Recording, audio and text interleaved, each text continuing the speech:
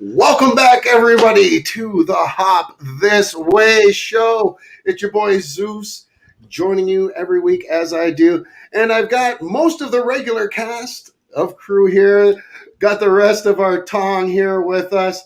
Stephanie on, how you doing today? We got Rebecca Nishi here with us. My boy Frank Zong is back with us, filling in for Matt Chua this week. He's got to do the Yellow Demon for us, boys. I'm going to try. Sorry, man. The Yellow Demon. I can't do it. I can't do it like him. And super excited this week to have sitting in with us Rachel Colwell. Rachel, episode 5. This episode all about you. Thank you so much for joining the show. And tell us a little bit about yourself before we get into your character, Wankea.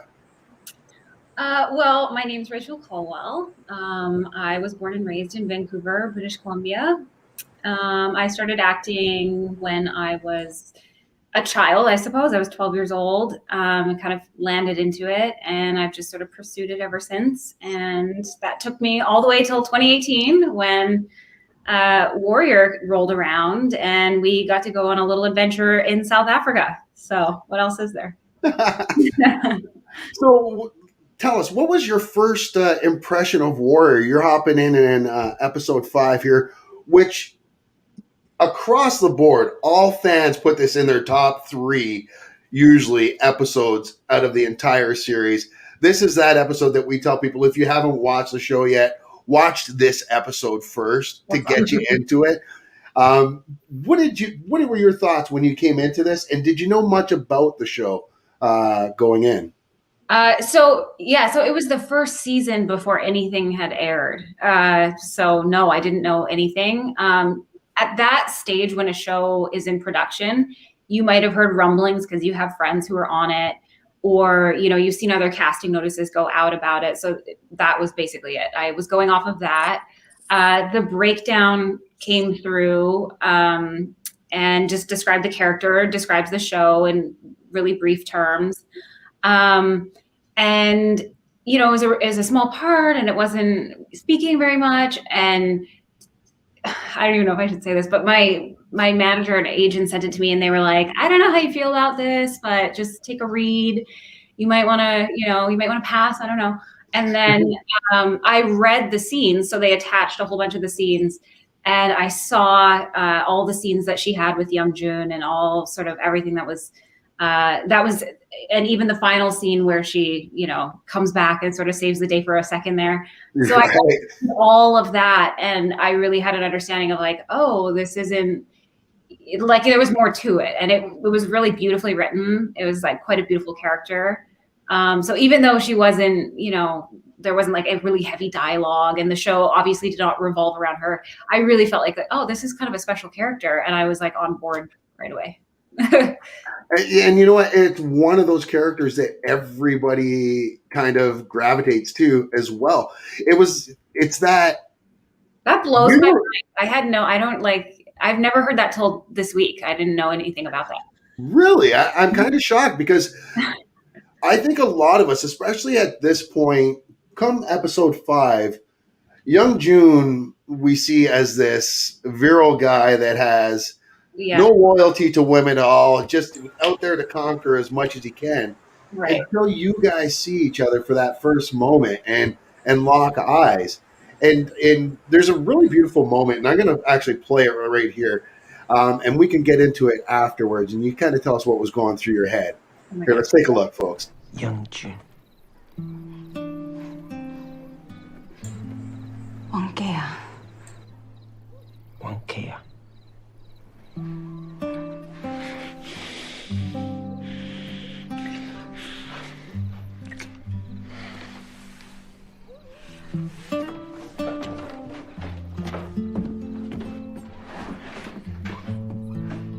Just go with the girl, Young Jun. Just go with the fucking girl.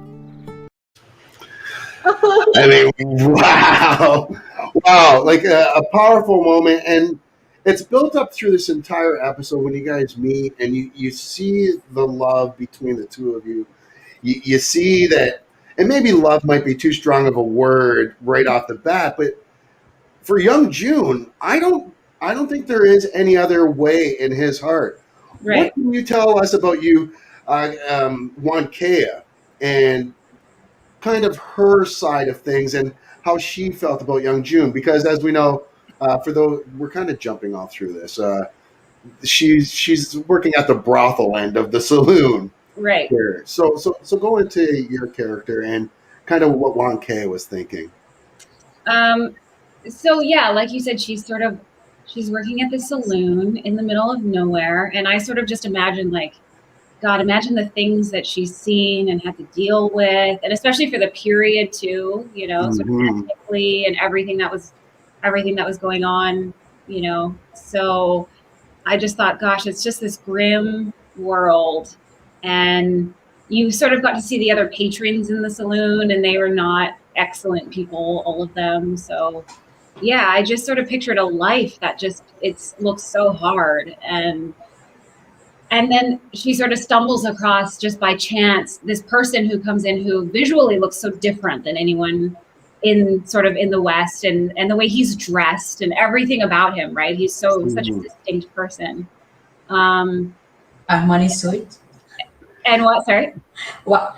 In Armani suit? No. In this perfectly tailored suit, with so much confidence and so much presence, you know. And I think he looked at her differently from other men she ever met before. Yeah. I sort of pictured that there was like a lack of judgment on both of their parts, which they don't often experience. And that sort of cut through immediately. Like, he didn't see all of, like, you know, the brothel, and because he grows up in this, you know, gang, he's always in brothels, right? Like, that's right. Yeah. So there's not judgment on his part, right? Doesn't he say he's the son of a whore, you know? Right. Yeah. And that's another thing too, is they have that connection as well. And Young Jun says it early in this, where, you know, he doesn't have a real place in the world. Because when Assam's talking about where he had been to China, and Young Jun's like, I've never been to China before. He's like, I'm a Chinaman that's never been to China. And then he's like, so he doesn't belong in the States, but he doesn't belong in China either. And he felt like he didn't have anyone. And he looked at Wankea the same way, is where I kind of find where a lot of that, I don't know, the attraction came, and that mutual respect, maybe. Yeah, they're both just sort of like wandering souls, or they're both just sort of untethered, and yeah, I mean, she's away clearly from her tribe, and, you know, she's like, living this life, and so yeah, that translated when we were there in person. We remarked on that. We felt that. We sort of said, like, these are two people who, and how refreshing it must be for both. Like, she's not judgmental about anything, and he, so anyway. Awesome. It's a great love story. But this episode itself, anything but I guess I shouldn't even say that, though, because I guess there's multiple love stories being told here, Wankea and Young Jun, but also between the owner and his wife. Right. And that is C.S. Lee, I believe, from Dexter. Yeah. Great actor. Been in everything. Yeah. But this episode is maybe that's part of the appeal for so many is it does touch on everything. It's got that Western atmosphere. It's got that love atmosphere, that true love wins out. At the end, when C.S. Lee turns his guns on Assam and Young June and says, "No, you're sticking around to help defend us," because he goes, "I know I'll die here either way, but I'll give it all up for this woman right here." He found his diamond in the rough. And how beautiful is that, you know? Right. Anytime you can take a macho show like this and show some heart, I think the writers are just on point. And we talk about Tropper every week and what he brings to the table. But that aside, I do want to ask Rachel about the action in this episode. Oh, yeah. So much ridiculous action in here. Who was it? Was it Brett Chan on this as well? Sorry, say that one more time. Was it Brett Chan helping with the stunts on this one? Yeah. Brett, yeah. So what was it like meeting Brett? Well, it was so great, right? I mean, what a presence he is. So they had a team, I want to say, of like 30, between 30, maybe up to 60 stunt people. Like there was just a huge team of people.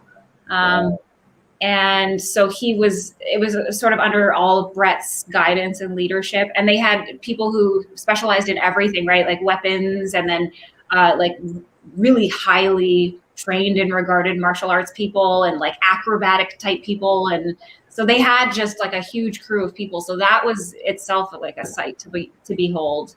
And I had only very sort of minor, we did a little bit of weapons training too. I'm just remembering, we got to fire like shotguns in the middle of like South Africa, in the middle of this film studio. So that was great. And then spend time in the stunt tent and working through some of those, like working through the actual action that I finished that episode with. We worked that out, wrestling around, and just, you know, as much as you wanted to apply to it, all of the resources were there. And that was what was so amazing about that show, is that if you really wanted to apply yourself and go all in on the stunts, especially for the core cast, like the main guys, that was what they spent, it looked like, all of their time doing. So for sure. Yeah. I can only imagine this episode, and I think episode 5, season 2, being kind of the equivalent as well, where they're basically in that fight camp in, where is it, Mexico? I think with the Michael Bisping episode. Brooker's Manor or something like that, yeah. Yeah, which is yeah.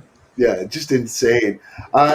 So your training was a little limited compared to the others. Of course, yeah. But still, when you see that, when you see what they're going through, do you get any like, oh, I want to do that? Like, somebody let me in there. Yeah, of course. I mean, do you mean in terms of seeing, because, you know, for when you sort of book a role like that, and then you have the opportunity to have every tool at your disposal, right? Like they have so much training, and just if you want to go all the way in on that, you have like nutritionally, there's people that are guiding you. You have, you know, stunt people. You're working out every single day. You have nothing but, you know, resources at your disposal. So yeah, it definitely made me.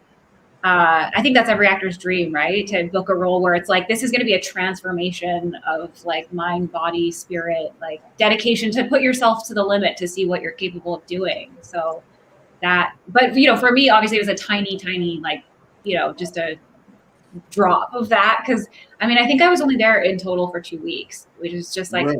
I went straight on to Budapest after that to shoot Jamestown. So I flew straight from South Africa onwards. So it was just like a brief window that I was there.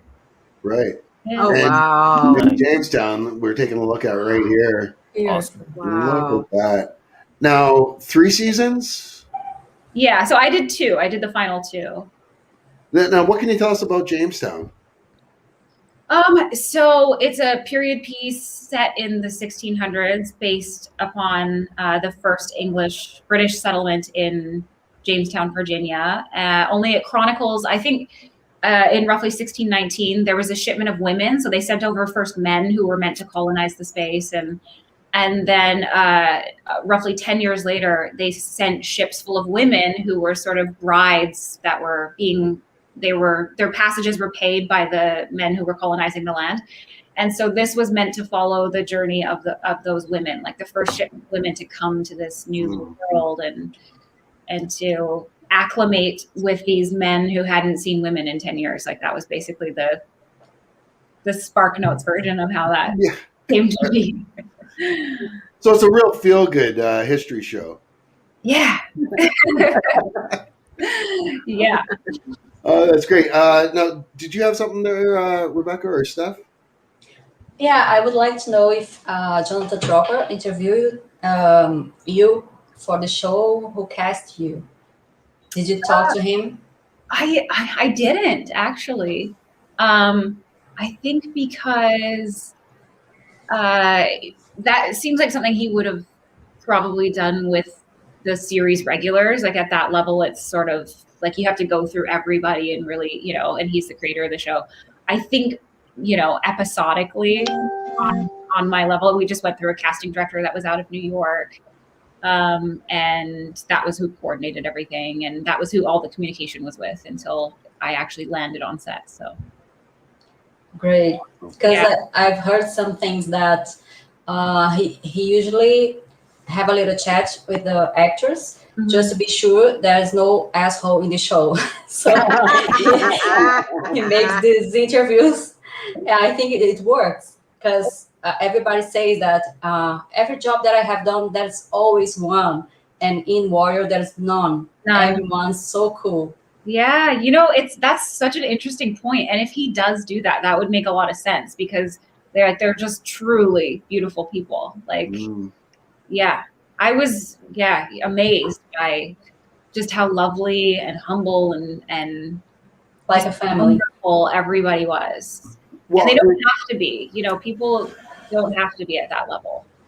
So. Well, for sure, especially you don't hear it often, like Rebecca was saying, and like you were saying as well, in this industry where it's across the board. Like you'll hear it, when they're doing the circuit and be like, "Oh no, everybody was great." But this cast, like you watch social media, you see all the cast interact with each other and just show love for the show. That even those that were in season 2 haven't been on set in 2 years are still, acting like, it's been a day or two. And that's just amazing to see. Yeah. Now you talk about how pleasant they are. I want to talk about how pleasant your character, Rachel, was. One of my favorite, most pleasant scenes that you have in this entire episode, actually, right here for the folks. NSFW, folks.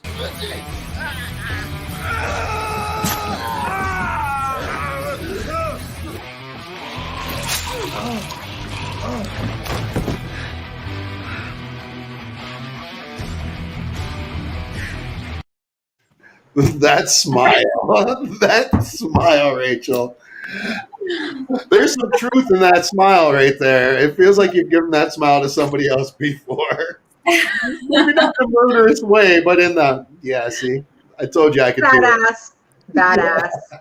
That was so fun. Gosh, I forgot about that. That was so fun. You don't get to do that very often, that's cool.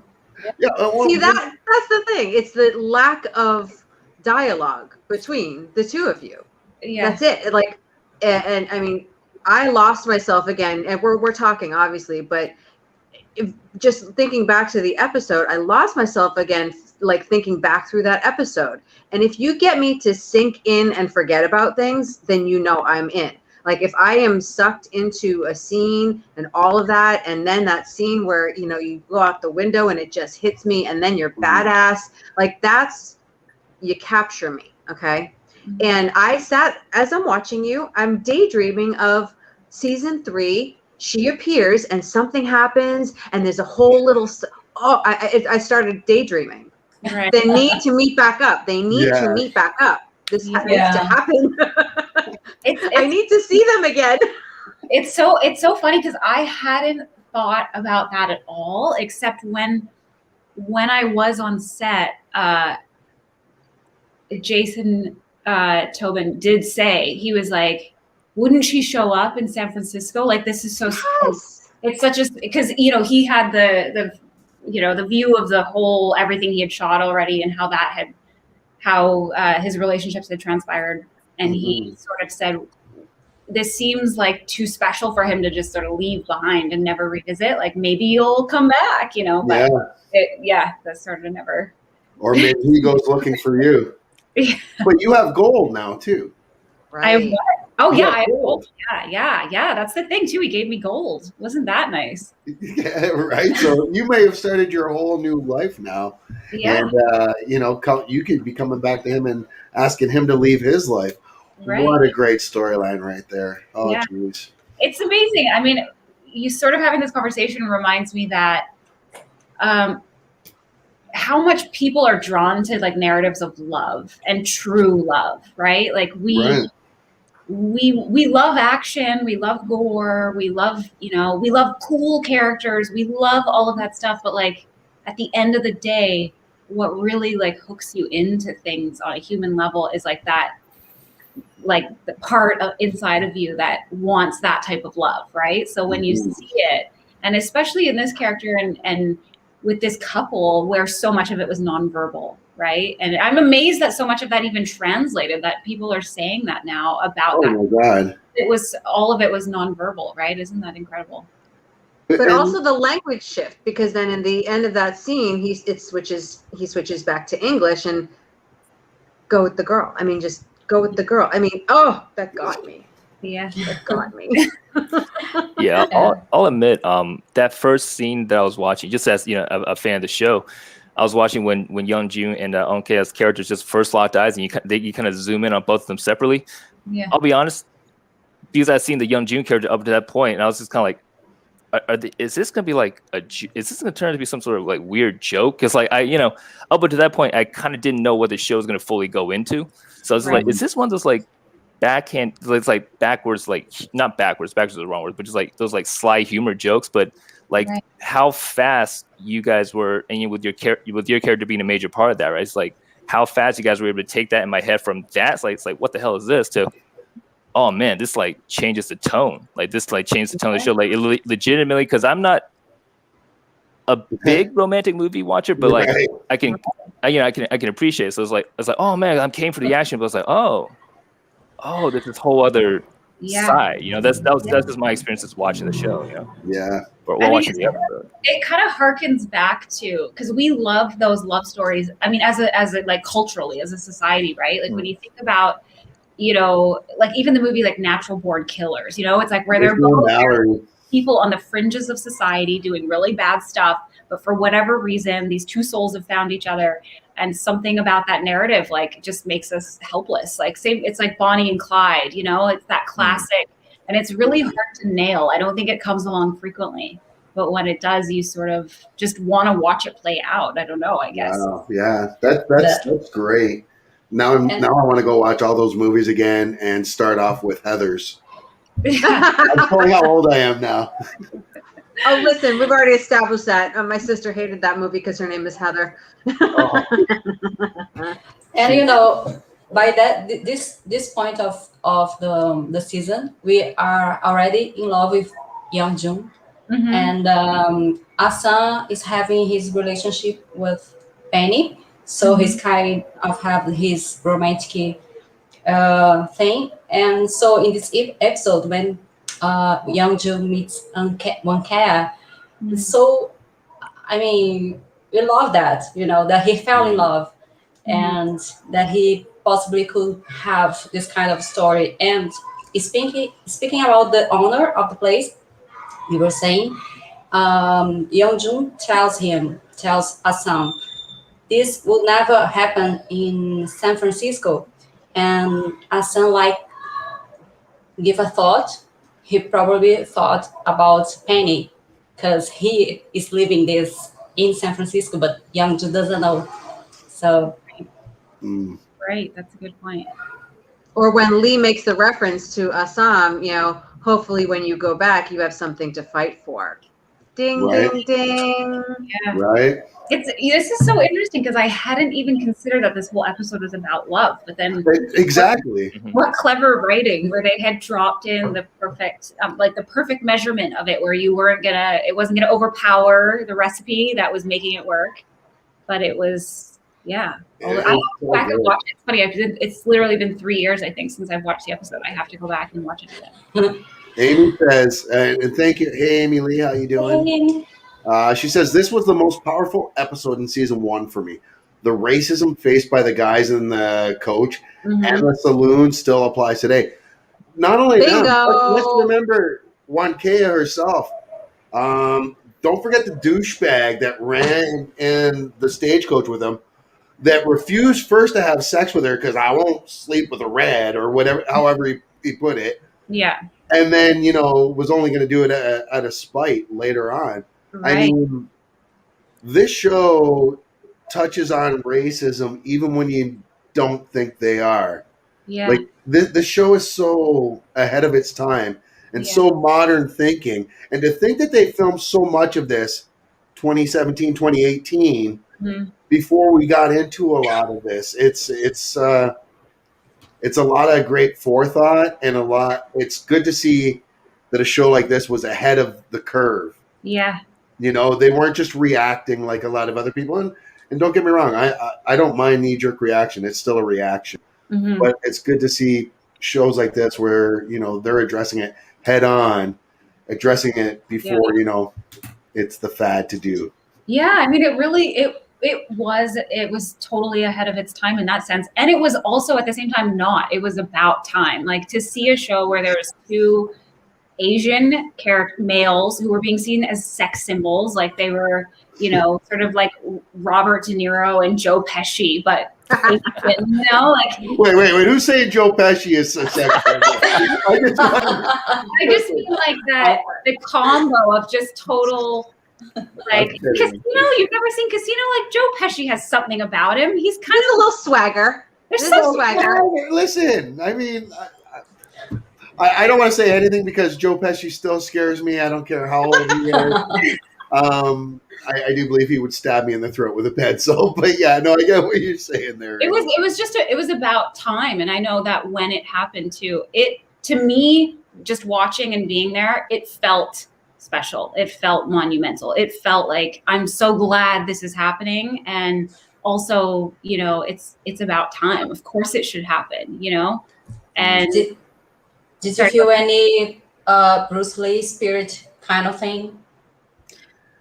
There's a lot of talk, of course, because I want to say the other, like, Jason and Andrew, of course, both made mention of Bruce Lee because he's such an icon and I don't think you can. I mean, he is the first sort of like Asian American real superstar, right? Yeah. So like, I don't think that you can. Everyone was just paying tribute, it's like that. If you grew up watching movies, the chances are he was your hero. So did I feel the spirit of him? Yeah. I mean, I think that the fact that this was a show being made, 40 years after he had, made the original concept, and to think that it took 40 years to bring that concept to light, is just, gets you in the feels kind of. And it's kind of ridiculous to think about it, though, that it took this long. And I don't know what's more ridiculous, that it took this long to see it come to fruition without, them recasting it as Brad Pitt or some character like that in the lead. And nothing against Brad Pitt. Brad Pitt's one of my all-time favorites. But, I mean, why is it taking so long to get to this point? And why are we having trouble getting a season 3? Especially with the anti-Asian sentiment that's going on right now in the world. Mm-hmm. And with this show being universally loved by everyone who comes across it, why is HBO sitting on their ass and not being like jumping on board. And don't get me wrong, I love that HBO actually did put out a post a couple days ago with Warrior on it, saying that to stop the Asian hate. But I mean, come on, like you. I hate to use what's going on as a vehicle to get the show a third season, but oh my god, like if HBO, if all you're worried about is money, there you go, right in there. And Asian population makes up what, almost half. It's in the highlights now. It's an important story to tell. Yeah. Yeah, I totally agree. I just and I have plenty to say on we that. know why it's taken so long. Rod! Oh my goodness, my friend Rod just tuned in. So I have plenty to say, and this is what I find important as the elder chick, right? The racial matters in this one episode. Okay, let's see. We just addressed ABC, American-born Chinese. Young Jun just expressed what it's like for him as an American-born Chinese. I've never been to China. Hey, so you've got that struggle. Okay, you've got an immigrant culture. But then you're the first generation. Okay, so where do you fit? Okay, and he's like, I have no one. Right. Then you have the whole language conversation about the fact that Assam speaks English. Oh, you speak duck. You speak duck. Right. I mean, hello. That's back to. I mean, just young Jun's expression was just priceless. I can't even stand it. I mean, that scene was just so hilarious. Yeah. But that little tidbit that gets into, okay, Assam is multiracial. Hello. And then you're touching on how these things happened, and how do these things happen when it was illegal for Asians to be with white folk. Okay. So you're talking about that whole aspect, right? Then let's go into, you've got the biracial couples happening with you, Rachel, and Young Jun.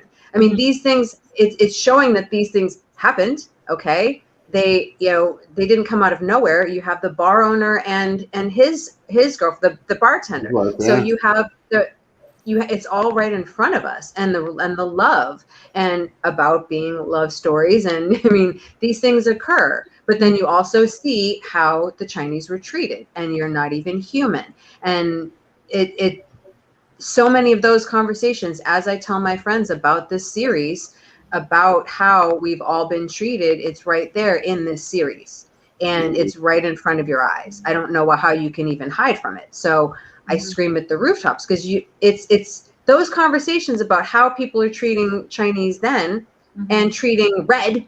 Okay. Look at how we treat the border. Look at how we treat Mexicans. I mean, look at all of the things that can be carried over to exactly what's happening now, and not just the anti-Asian hate. Right. It's just like we didn't even learn anything from that era that Warrior takes place. Now, Frank, as an Asian American as well, Asian American male, how do you feel when you see this episode and you're watching it, and you talked earlier too about, you're not into so much the romance side. So when you watch this episode, were you like me the first, like I've watched this episode way too many times, to be honest. Nothing. But when you watch it the first couple times, you're just watching it for the action. But did you get to a point where you start noticing the race? Or was it like, you just kind of notice it now as we talk about it?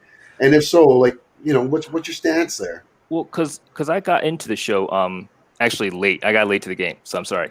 But by that time, that was like April, May 2020. So a lot of things already were happening back then. They're putting us in the current climate that we are in today, right? So I was already aware of it from the start.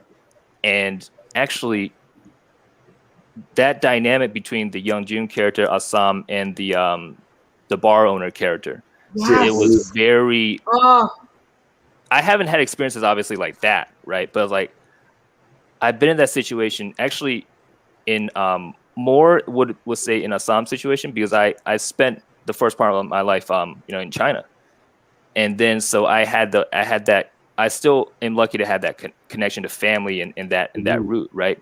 And but I've also met people in different Chinatowns to where they're they're maybe third, fourth generation, and they still can maintain their heritage in different ways, but it's like there's no direct connection to like the quote unquote motherland anymore. So that was kind of like, so I've had moments where in my life too, where I kind of realized, oh man, it's like we're the same, but we're not, but then we are, but then we're not, so, but it's, and then little things too, like when Assam went to the back to see the I'm sorry, I keep forgetting the character's name, the bar owner. What did he ever have? His name was Lou, I think. Lou, I think okay. it's Lou. Yeah, but I remember that Yeah, just Lou. little things like oh hey big brother, what do you want to put this? And that's how we would say it if we were speaking to Mandarin. It's like, oh yeah, go, like if it's like an older kid, it's like, oh, go play with big brother. It's like, oh, big sister's gonna take you to go get some candy, something. Or and also, sorry, I'm ranting now, but when he was when he told Assam about his wife or his woman there, I'm not sure. I guess they couldn't get married at the time, but and they had that look, right? And he said, "See that little brother? Well, that little lady there, she is my gold mountain, right?" But and the thing is, like, for the Mandarin speakers out there knows, like the Chinese speakers out there know too, right? Gold Mountain is San Francisco in Chinese. Oh, really? So it's like yeah. So it's like, wow. So that's the literal translation. But oh yeah, I got a niece and nephew in Gold Mountain. They went there for school and stayed and worked. It's like, oh, I'm gonna fly into Gold Mountain. Yeah. Damn. So thanks, Frank. Yeah. Yeah. So that did, like, him bringing out the food. And he's like, "Oh, you homesick? I got some rice wine in the back." I was like, "Oh man, I have memories of rice wine, so, rice wine and family." So that's why, like, yeah, in some ways it did hit me like very strongly. Like I did not anticipate that. That was like a sucker punch, like right in the gut in some ways. So and on top of the other side with the romances and like showing them in different dynamics. Right. So. It's got it all. Sort of screams about the importance of having like authentic representation in the writer's room too, because there's certain things that we just can't know everything. We can't communicate everything. Like we need to collaborate in order to tell truthful stories. Like we have to, and stories that are going to resonate with people, right? Like that's so interesting. I had no idea. I didn't. No, me neither. So no, like a dozen times, and I didn't know what any of that meant. Big ups, Frank. Thank you. Yeah, no, thank you for real. and everything else. I would have never have known that at all. Now, Rachel, just because we're kind of on this kind of kick right now, what about yourself? What's your background? Native Canadian? Yeah. So my mother is Anishinaabe from Manitoba, a little place called Crane River. And my father was Caucasian Canadian. Nice, right on. Now, growing up in Canada, I find, at least for myself, one of the big misnomers about Canada is how nice we are. Yeah. And how accepting we are. Yeah. Now, I'd say it's nowhere near what we see happen in the States, but we do deal with racism here in Canada as well. Have you had to deal much with it yourself at all, and if so, what have you done to like kind of overcome it? Yeah, I mean, oh gosh, sometimes it's so funny because we're having so many conversations about this recently, and I know, all of you must know that on one hand you're like, I'm glad we're having this conversation. On the other hand, I'm exhausted. Like what? Yeah. You're like, how do I? Yeah. So, yeah. I mean, I have to say, growing up Native in Canada, like I think of all the ethnicities you could be in Canada, historically, that one's been not, if you could pick, that's been not the one to pick. It's just I grew up to, and this is the thing, right? This is what is so interesting about Warrior, is that you watch characters deal with this and not complain about it because it's so commonplace. They're so used to it. It's just what people have historically had to deal with. So I grew up to stories from my, great grandfather who lived until I was into my teens. And he talked about times when, they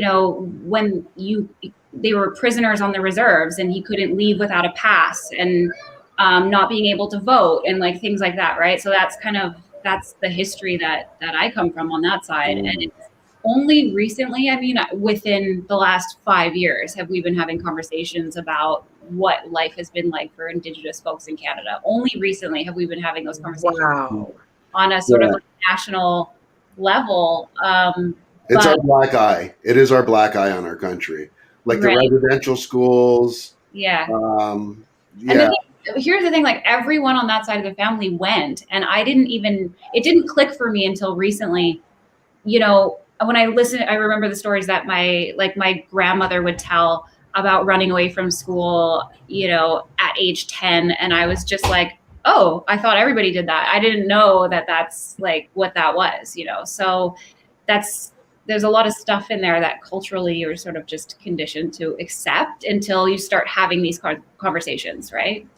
And honestly, had it not been for, and this is a deep cut for Canadians, had it not been for the Tragically Hip and Gord Downie, I would not have known about the plight. And my first cousins are all first generation Mohawk Delhi. And I honestly wouldn't have known about the schools and, you know, just the atrocities that our Canadian government had done to so many Indigenous people here in Canada that still went on to like the late 70s, early 80s. Yeah. Which is absolutely insane to think about when you think, because I'm a proud Canadian. Like as proud as Americans are about being, as proud as anybody is from their own country. Yeah. That's how I am about Canada. But this is the one thing about our country I wish that we could wipe away, like right away. Yeah, I mean, it's interesting because, you know, I've been raised with those stories, right? Like I've been raised with that reality and that, you know, understanding that there's two Canadas, like that's been, we've been raised with that. But I wouldn't have known that most people didn't know, right? I wouldn't have known. So I just assumed everyone had this understanding. And this is why it's good, you know, as painful and horrible. And like, I don't want to say that there's silver linings in like anything that happens, but anything that sparks a dialogue and gives us a greater understanding of like our history and where we come from. And especially everything that's going on right now in the media with like the Asian community. It's like, it's just time for us all to listen, you know, it's just time for us to better understanding of what we've been dealing with here, because how else can we move forward? Actually, on that topic, sorry, go ahead. No, go ahead, Steph, you're good.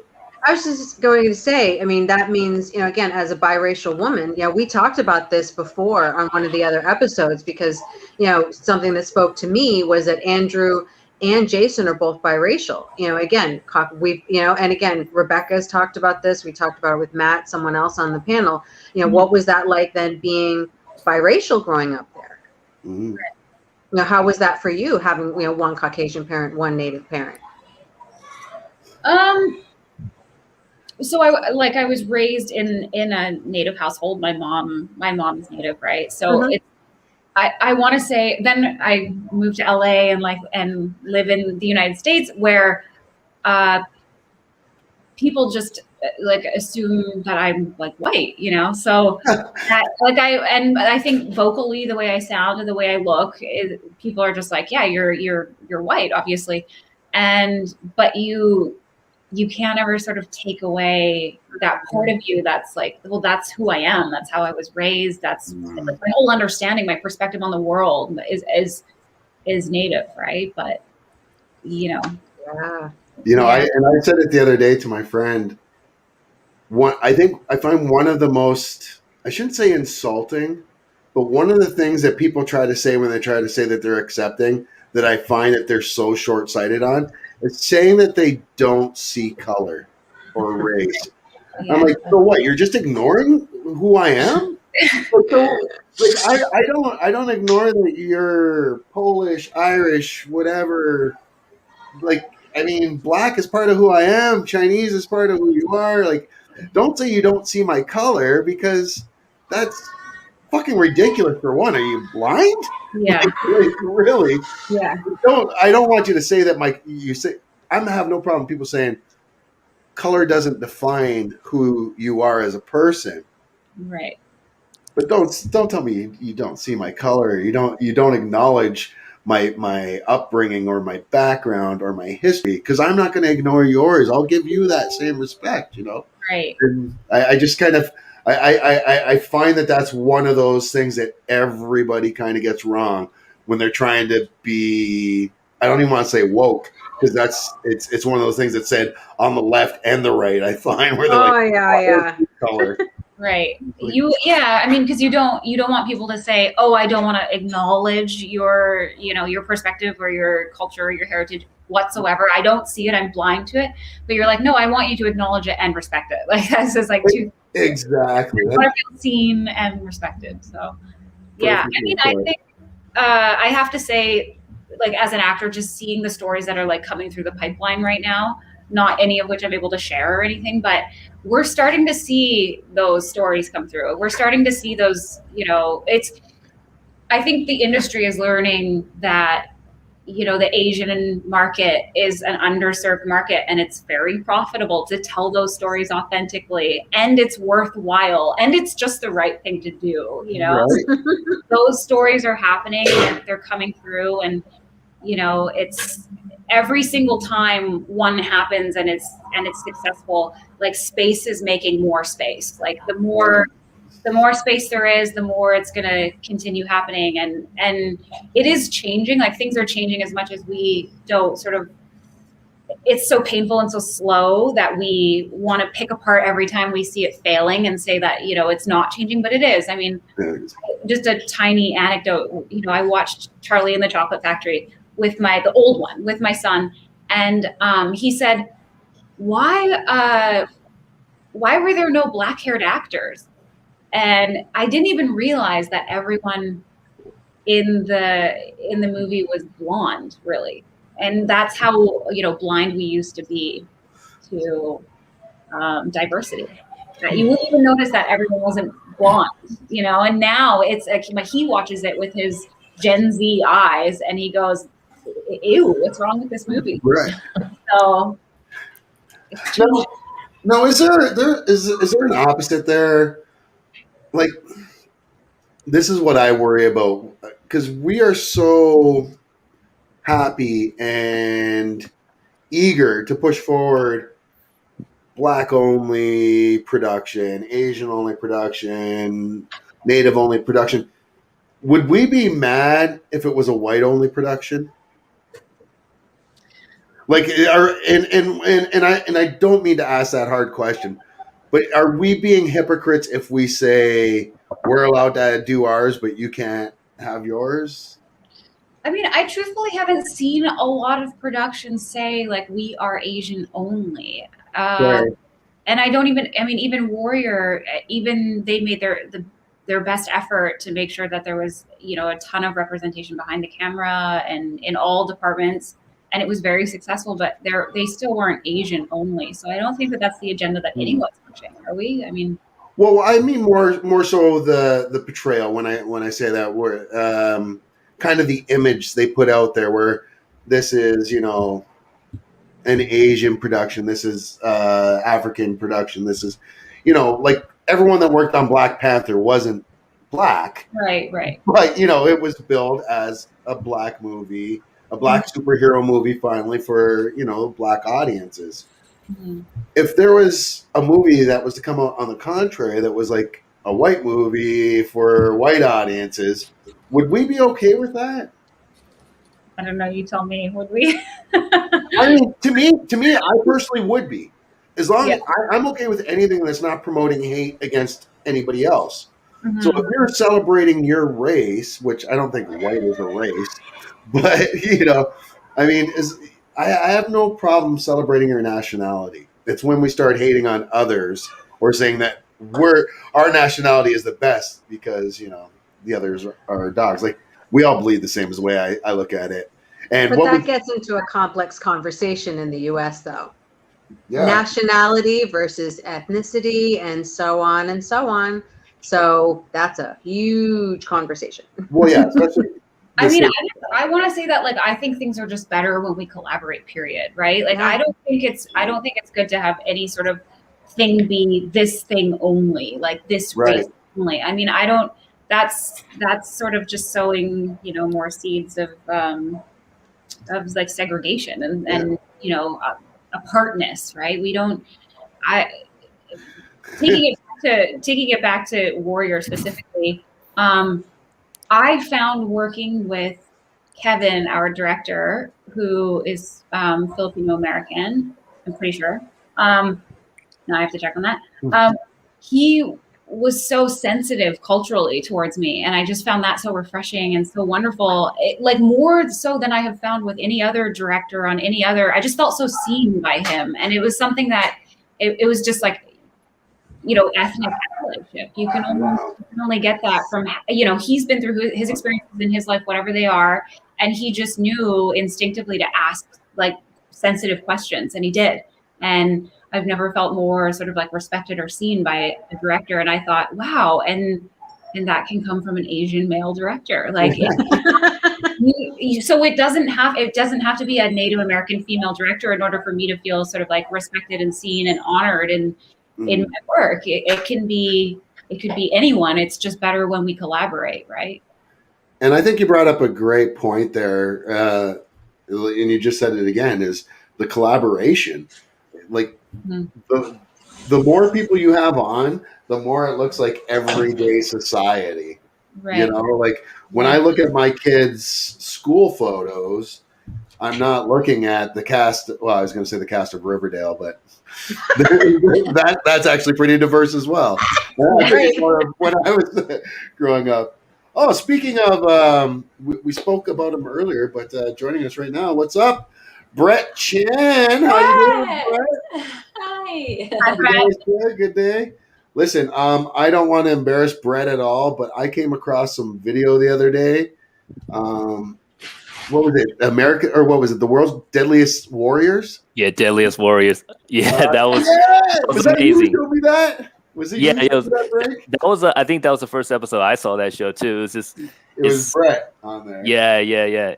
And I remember one segment where he used I forget the name of it, but it was like a huge samurai club, and and they had like a cow leg, and Brett just went straight through like smashed it. I was like, oh shit. Where is it? I want to find this video. Oh, I'm finding it right now, and I'm going to put it on. Okay, good. So don't you worry. What was it called? Deadliest Warrior? Deadliest Warrior. I think it's Viking versus Samurai. They compare like different groups of warriors throughout history from different parts that never actually met. Oh, damn. Well, I can't find it here. He's saying, uh-oh. Yeah, I saw that. Well, see, that's what happens when you produce and host at the same time. Oh, and that's the name of it. Cannibal? I'm about to butcher the pronunciation. I'd rather you butcher it than I do. Cannibal? Oh, boy. Boy. Sorry. But anyway, yeah, man. So thanks for tuning in, Brett. Brett does the stunts and fight coordination on the show Warrior. A lot of shows. Marco Polo, I think season 2 of that, which is another great show. And check them out on Deadliest Warrior. Go find some old episodes of that. You'll see them there slicing through some gelatin bodies, which is fantastic. Kenabo. Thank you, Rod. Now, Awesome. Now, we talked about this episode and about how much love was in this episode. We're getting near the end of the show here, so I want to kind of wrap things up here.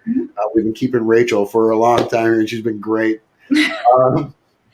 But so we talk about this episode and why it kind of speaks to so many people. And we've got so many different things. We've got love. We've got action. We've got race relations. And we've got humor in this episode as well. What was it? And I'm going to go through the entire panel here, and I'm going to start with you, Steph, and we'll go clockwise here. Steph, what stood out the most for you in this episode? You know what? There's so much with Young Jun because it's his facial expressions, and Andrew's. Yes. It's like just their facial expressions are pure comedy. Like, as you know, just with a raised eyebrow or just a look from Young Jun, like, all right, it's gonna go down. And it's just every little bit comes out, and they crack me up. There was watching it again. There was one scene, and all it was one look from Young Jun, and I cracked up again. I'm totally giggling over here. So they just nail it, and it's just such a joy. Awesome. I love every little eyebrow. I'm going to piggyback on that for mine, but I'm going to go with you next, Rebecca. What do you got? Well, I love how Asan make the faces when he's pretending not to understand English. He just, he's acting. Yep. The faces he does is amazing. He I really like nailed. Assam is the Jim Harper of Warrior. Anyone who watches The Office knows who Jim Harper is. Jim always gives looks to the camera. That's Assam. Assam is always giving that. Yeah. Okay, buddy. Coach is awesome. Really good job. So great, Frank.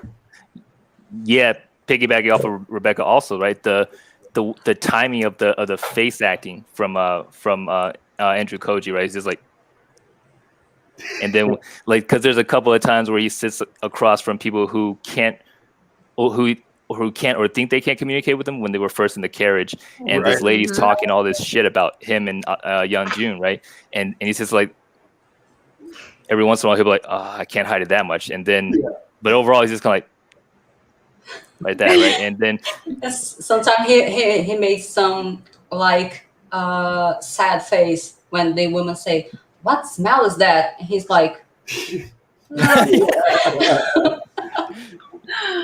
That's funny though, because doesn't even Young Jun mention they mention how much the Chinese stink, and then Young Jun mentions how much they stink. Yeah. I forgot about that Stinky part. ducks.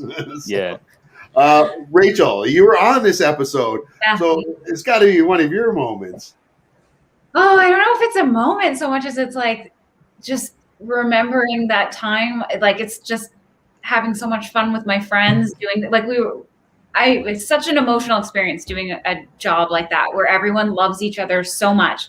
We love what we're making so much. The script is good. We're excited to be making this Western in gorgeous South Africa with the costumes, the action, everything, so it's just not a moment. When I look back, I just see like having fun with my friends, and the fact that it's resonated and spoken to so many people is like so humbling and so flattering. And what a testament, that each of your reactions to what you like the most was, it sounds to be like directing, like it was Kevin with his clever insert of an eyebrow here, a look there, the perfect, and Andrew and Jason's acting, which as the audience lets you in to just relate and project your feelings. So yeah, I mean, I don't think I can view it in a vacuum and pick.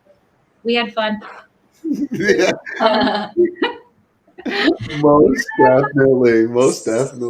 Yeah. So the way you cut the throat, you have a special technique, like probably you have to have the right position to do it. Did you? We got to go to Colombia like first. You got to go to Colombia first to learn how to do a Colombian necktie.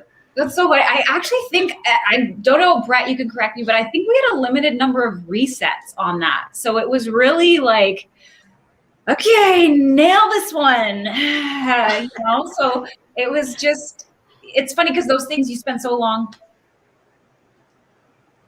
I said that.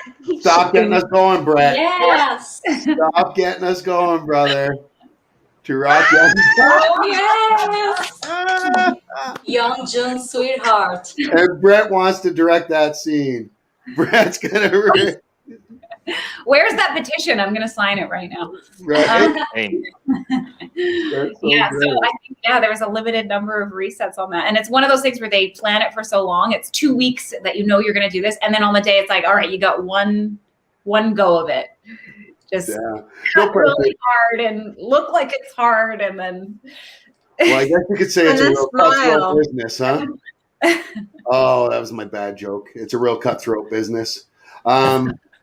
Sorry. I'm so sorry. I'm a dad, so I have to make dad jokes. It's all part of the gig. And for my favorite moment, I'm just going to put this out here. That would be a great plan if it were your gold. But it's not. So it isn't. Yêu lấy lâu mấy. Lord have mercy. You speak English.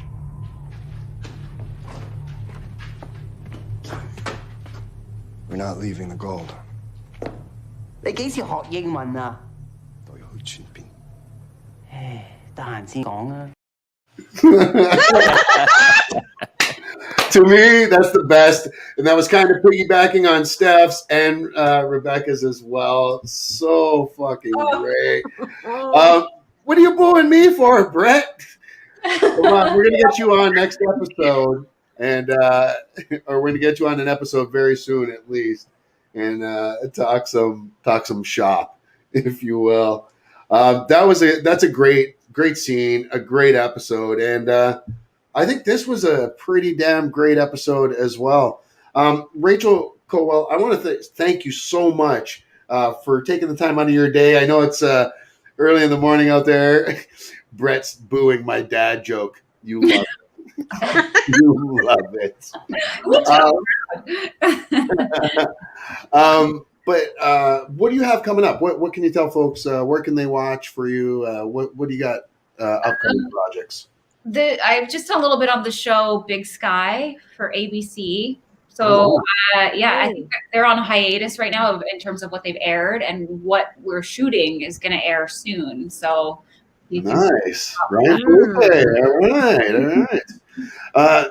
And not a lot of people know this. Ryan Felipe, like a 3rd-degree black belt in Taekwondo, badass. Wow, he is a badass. I know too much about entertainment. I know. Brett says, "Sorry, I'm in Budapest." All good, friend. Thank you for joining in. I appreciate it. Now, where can people follow you on social media, Rachel? I guess mostly Instagram. So just be at Rachel M. Colwell, COLWELL. That's it. I don't use Facebook a lot, so there's like a ton of people like requesting on there that I'm not addressing. So I'm gonna guess that you're under 35, under 30. Yeah. It's usually somewhere around there. Facebookers are always 35 and older. Oh yeah. I know. Yeah. That's so funny, right? Yeah. we jumped ship on Facebook. It just. Yeah, but as soon as you hit 35, you know that you have to sign up for Facebook and just go full board at that point. I have a Facebook that's still doing its thing. I just never go on there. I don't check it. I don't have the app. I don't have any of that. So you should join the Warrior group. I'm going to have fun. I'm going to now. Yeah, my gosh. Yeah, come. One last thing, I just I had no idea that this character or that anyone was having that response to that character or that episode or anything. So this has been like just a complete surprise. Well, hey, I tell you what, I do know that for one, people absolutely love young June, and people were absolutely just floored and happy to see him find love. And you could tell that he actually loved you because he was willing to let you go.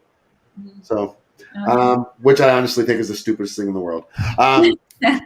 Love someone, set them free. What are you, stupid? Put a ring on. See, I don't think he would have been able to hold her back. That's the thing. You get that. Just she's on her mission. She's on her. She has some things to do. Fair enough. Yeah. Lead to season 3. Here's hoping we get a season 3 and we get a reunion for sure. Yeah. Stephanie Young, where can folks follow you on social media? My Instagram is Asian Hoppa Hip Hop Hippie, and I'm all over. I'm all over Rebecca's, Warrior Max Geeks. So I'm all in there. Yep. Frank Zong, how you doing, brother? Where can people follow you? I guess Instagram, the Kung Fu Hustle. Nice. I'm gonna be giving you a follow, brother. Yeah, no, I'll follow you back, definitely. Yeah, Nice. I guess I should post more on there now too. But no, I really should get on there more. So And it's the Kung Fu Hustle. the Kung Fu Hustle, yep. All right. And Rebecca? I have Max? Yes, Rebecca Nishi and Warrior Max Geek. Awesome. Folks, go give us all a like and support.